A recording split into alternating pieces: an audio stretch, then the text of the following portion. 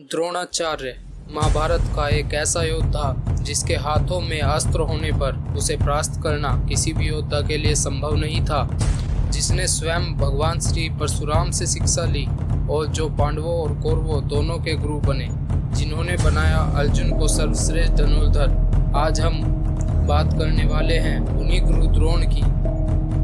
गुरु द्रोण का जन्म बहुत ही रहस्यमयी और चमत्कारी था। महाभारत की कथा के अनुसार एक बार महर्षि भारद्वाज गंगा नदी पर स्नान करने गए। वहां उन्होंने एक सुंदर अप्सरा को स्नान करते देखा जिसका नाम घृताची था। उनकी सुंदरता देखकर भारद्वाज ऋषि का वीर्य संकलन हो गया, जिसे उन्होंने एक द्रोण में रखा, जिससे एक बच्चे का जन्म हुआ।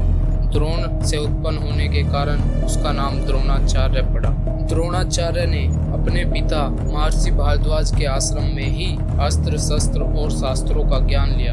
राजा द्रुपद ने भी इन्हीं के साथ बाल्यकाल में शिक्षा ली और दोनों घनिष्ठ मित्र बन गए। राजा द्रुपद ने इन्हें अपना आधा राज्य देने का भी वचन दिया। उन्हीं दिनों परशुराम क्षत्रियों का राज्य जीतकर उसे ब्राह्मणों में दान कर रहे थे। जिस समय द्रोणाचार्य परशुराम के पास दान लेने पहुंचे, वो सब कुछ दान कर चुके थे।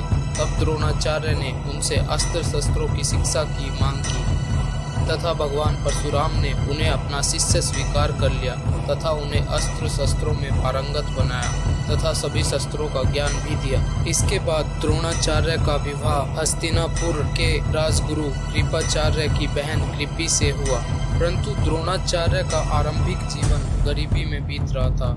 अपने पुत्र अश्वत्थामा को चावल के पानी को दूध समझकर पीता देख उन्हें बहुत दुख हुआ और वो अपने मित्र द्रुपद के दरबार में सहायता के लिए पहुंचे। परंतु अहंकार में आकर द्रुपद ने द्रोण का अपमान कर दिया।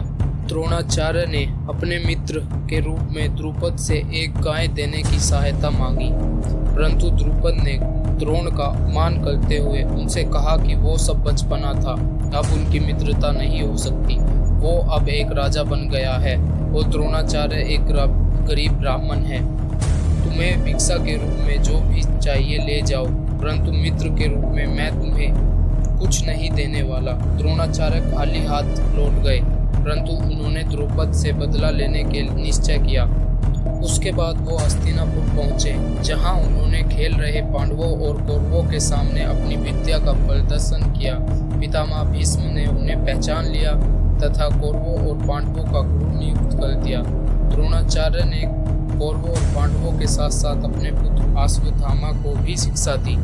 साथ ही साथ एकलव्य ने भी चोरी से शिक्षा ग्रहण की और यह जानकर कि एकलव्य विरोधी राज्य की सेना से है, उन्होंने उसका अंगूठा दक्षिणा के रूप में मांग लिया। एकलव्य ने अपना अंगूठा देकर एक सच्चे शिष्य का धर्म निभाया।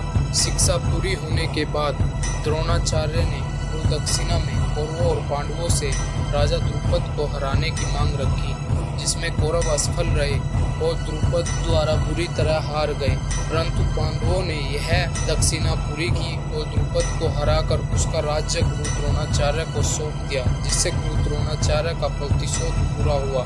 उसके बाद गुरु द्रोण ने द्रुपद को उसके बचपन में दिया हुआ आधा राज्य द्रोण को देने वाला वचन याद दिलाया तथा राजा द्रुपद को वापस कर दिया और उसे माफ भी कर दिया।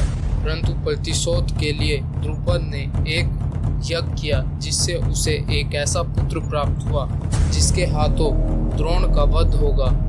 उसका नाम था धृष्टद्युम्न। गुरु द्रोण ने यह सब जानते हुए भी धृष्टद्युम्न को शिक्षा दी और उसे एक महान योद्धा बनाया, जो एक महान गुरु होने का प्रमाण था। महाभारत के युद्ध से पहले द्रोण ने कौरवों को पांडवों के साथ गलत करने से रोकने के लिए बहुत समझाया, परंतु अपने कर्तव्यों से बंधे होने के कारण उन्हें महाभारत में कौरवों की तरफ से लड़ना पड़ा। महाभारत युद्ध में द्रोणाचार्य ने मुख्य भूमिका निभाई।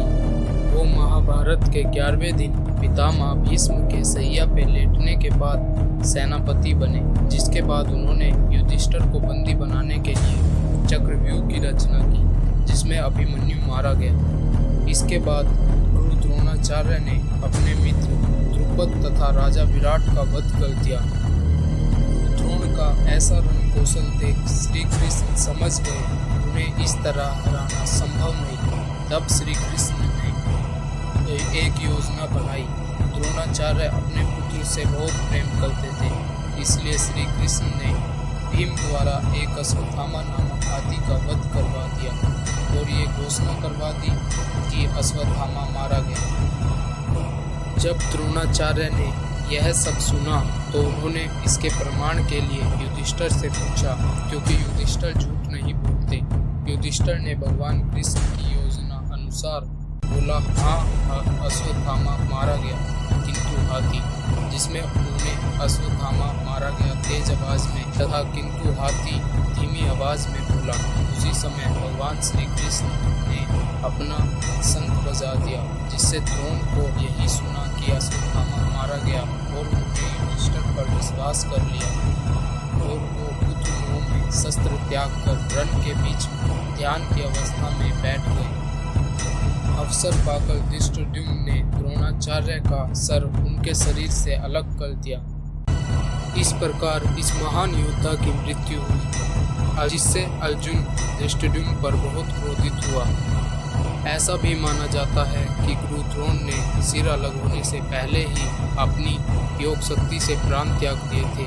वो तो बस बाद में धृष्टद्युम्न ने उनका सर धड़ से अलग कर दिया। तो इसी के साथ हमारी आज की कहानी समाप्त होती है। अगर ये कहानी आपको पसंद आई हो तो लाइक, कमेंट और सब्सक्राइब करें और हमें सपोर्ट करते रहें।